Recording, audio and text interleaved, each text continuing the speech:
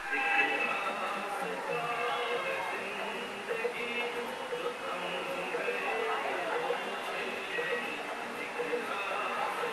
welcome to this Battle for Maharashtra special. We're coming to you today from this 80-year-old Iranian restaurant, Cooler and Company at King Circle in Mumbai.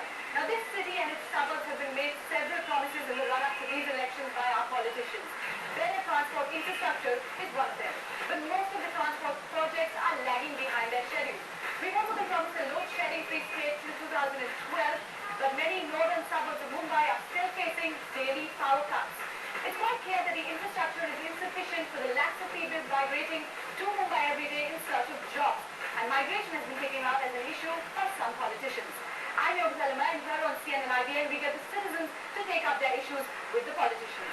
They want to get that one experience on the suburban railway train. It's almost like a roller coaster ride. They want to be inside their squeeze to experience what it's like. Don't you think that now Mumbai should be ashamed of having this reputation? They got used to the smell. You see, the point is when you go in the morning in a train, if anybody travels by train, you realize that in the morning everybody smells nice, including the train. By the time the evening comes, you're squeezed into somebody's armpit, and that's what is smelling all the way home. I'm really amazed that the most efficient surface transport methodology in any city in the country, which is the Bombay suburban railway, what do you call it, has not actually been invested in. It's lying exactly like that. For the last 20 years, I don't know why it is under the Railways Ministry, because the Railways Ministry couldn't care a damn about Bombay. Frankly, I think we should decentralize the surface transport in Bombay or Mumbai, as we call it, to cater to Mumbai. I'm not an ANC where you are in power.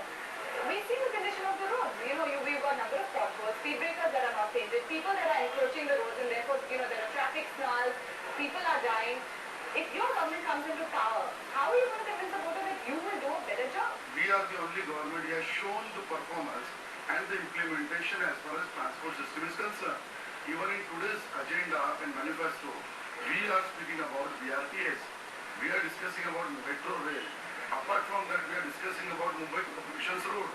I must tell you very honestly, after we became in the power into the corporation, in last 3 years, every year we are giving the budget allocation of more than 400 crores. So these schemes of making the roads in a new way, it is our regime who has given that duty to You've seen this so many movement. paver block roads actually caving recently, very recently. Last year, 3 people lost lives in that. Mani, you're a popular IT. I know you talk to a lot of people every single day by the medium of radio. Do they see transport as a huge issue for them in Mumbai? I think absolutely. The thing is that people have just come to a sad state where they know that nothing's going to change. They hear the government arguing with each other and making their case, but they know that nobody's really going to do anything for them. So they stopped even bringing it up. So you hear about it when there's a big monsoon fallout, or once in a while you might hear that, the harbour line's a real mess because they're pulled out of Pandale, there's a mega block.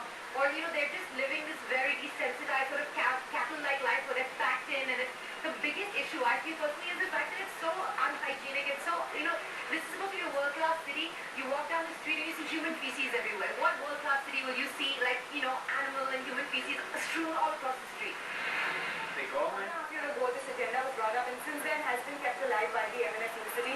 Somewhere, did people feel that it is right? I mean, at the end of the day, the taxpayer of Mumbai is suffering because we're just every single day we're seeing trains coming in, people coming into the city, and we are suffering the consequences of it. Sure. I think the sad thing though is that this may be used as an excuse for why things are not working here, but do you really think that if they made all these changes, stop people from coming in, things would improve here, basic amenities, health, civic sense, all those things would still be missing?